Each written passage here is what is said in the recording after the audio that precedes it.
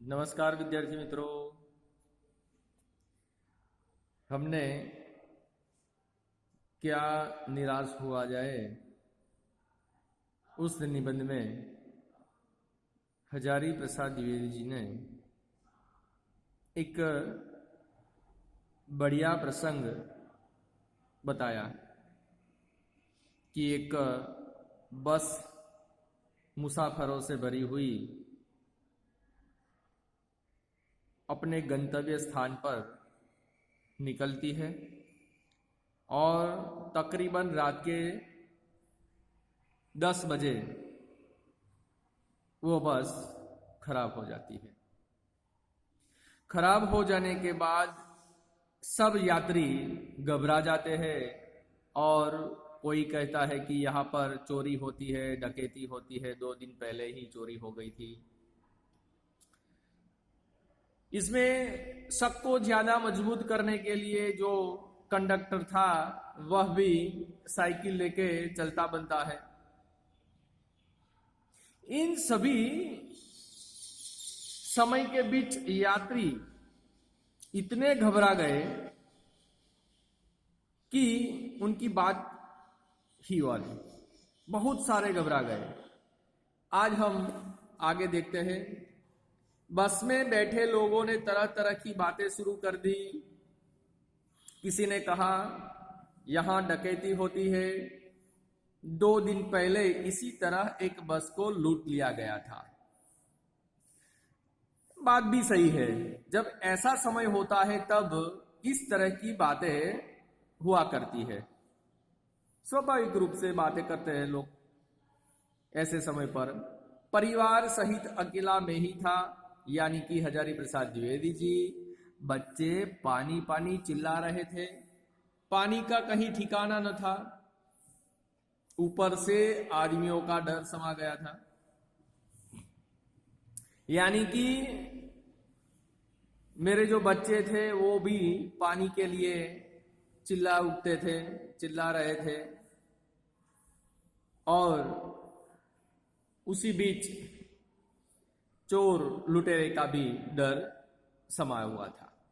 कुछ नौजवानों ने ड्राइवर को पकड़कर मारने पीटने का हिसाब बनाया। देखिए अब क्या होता है। ड्राइवर के चेहरे पर हवाइयां उड़ने लगी। घबरा गया, हवाइयां उड़ना, घबरा जाना। लोगों ने उसे पकड़ लिया। वह बड़े कातर ढंग से मेरी ओर देखने लगा और बोला, हम लोग बस का कोई उपाय कर रहे हैं, बचाइए, ये लोग मारेंगे। डर तो मेरे मन में भी था, पर उसकी कातर मुद्रा देखकर मैंने यात्रियों को समझाया कि मारना ठीक नहीं है। परंतु यात्री इतने घबरा गए कि वे मेरी बात सुनने को तैयार नहीं। कहने लगे, इसकी बातों में मत आइए, धोखा दे रहा है। कंडक्टर को पहले ही डाकुओं के यहां भेज दिया है। देखिए, ये एक ऐसा वातावरण बन गया था बस के अंदर कि लोग घबरा गए थे। और उस बीच ड्राइवर को कुछ नौयुवानों ने पकड़ लिया और मारने का हिसाब बना लिया था। लेकिन हजारी प्रसाद द्विवेदी ने कहा कि उसे मारना ठीक नहीं है। यात्री कह रहे थे कि उसने कंडक्टर को पहले ही डाकुओं के यहां भेज दिया है। अब क्या होता है देखिए। मैं भी बहुत भयभीत था, पर ड्राइवर को किसी तरह मारपीट से बचाया। 1.5-2 घंटे बीत गए। मेरे बच्चे भोजन और पानी के लिए व्याकुल थे। मेरी और मेरी पत्नी की हालत बुरी थी। लोगों ने ड्राइवर को मारा तो नहीं, पर उसे बस से उतारकर एक जगह घेर कर रखा। कोई भी दुर्घटना होती है तो पहले ड्राइवर को समाप्त कर देना उन्हें उचित जान पड़ा। ये गिड़गिड़ाने का कोई विशेष अवसर नहीं पड़ा। इसी समय क्या देखता हूं कि एक खाली बस चली आ रही है। देखिए क्या होता है। और उस पर हमारा बस कंडक्टर भी बैठा हुआ है। उसने आते ही कहा, अड्डे से नई बस लाया हूं, इस पर बैठिए।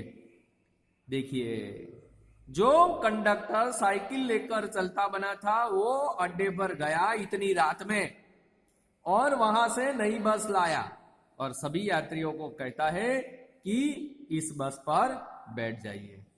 वह बस चलने लायक नहीं है। फिर मेरे पास एक लोटे में पानी और थोड़ा दूध लेकर आया और बोला, पंडित जी, बच्चों का रोना मुझसे देखा नहीं गया। देखिए कितना यह आदमी भला था, ये कंडक्टर कितना भला मानस था। बस लेके तो आया, उनके साथ बच्चों के लिए पानी और दूध भी लेकर आया। वही दूध मिल गया, थोड़ा थोड़ा थोड़ा लेता आया। यात्रियों में फिर जान आई, सबने उसे धन्यवाद दिया, ड्राइवर से माफी मांगी और 12 बजे से पहले ही सब लोग बस अड्डे पहुंच गए। जो बस अड्डे यानी कि बस स्टेशन। कैसे कहूं कि मनुष्यता एकदम समाप्त हो गई, कैसे कहूं कि लोगों में दया माया रही नहीं गई। जीवन में न जाने कितनी ऐसी घटनाएं हुई है जिन्हें मैं भूल नहीं सकता। देखिए हमारे जीवन में कई ऐसी घटनाएं घटती है जिन्हें हम भूलना चाहते हैं, फिर भी उसे भूल नहीं पाते। देखिए पंडित जी क्या कहते हैं, ठगा भी गया हूं, धोखा भी गया है, परंतु बहुत कम स्थलों पर विश्वासघात नाम की चीज मिलती है। हमारे साथ हर वक्त विश्वासघात नहीं होता।